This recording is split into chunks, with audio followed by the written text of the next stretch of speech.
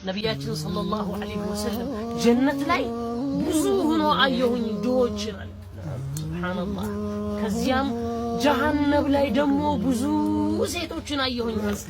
ከዚያም ሰሐቦች ተደናገጡና ያ ረሱላህ ጀነት ላይ ድሆችን አያችሁ፣ ጀሃነም ላይ ሴቶችን አያችሁ ለምን?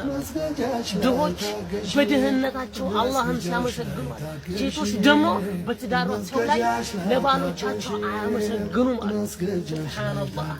ይሄ ነገር ሲያደርግላቸው ይሄ ነገር ይጎላል። አሁን እኮ ወንድ ልጅ ከእናቱ ይልቅ ሚስቱ የሚጨነቅበት ሰዓት ላይ ነው። አሁን እኛ ወዴት እየሄድን ነው? እናታችን ቤት አስቤዛ ጎሎ ወላሂ ሚስቶቻችን ቤት ሞልቶ ተርፏል። ስንቶቻችን ቤት ሱብሃንአላህ። አላህ ደግሞ በዚህ ይጠይቀናል። በሰጠን ኒዕማ አላህ እኮ ከራሱ ለጥቆ ለቤተሰብ ሐቅ ማድረግ። አላሁ አክበር።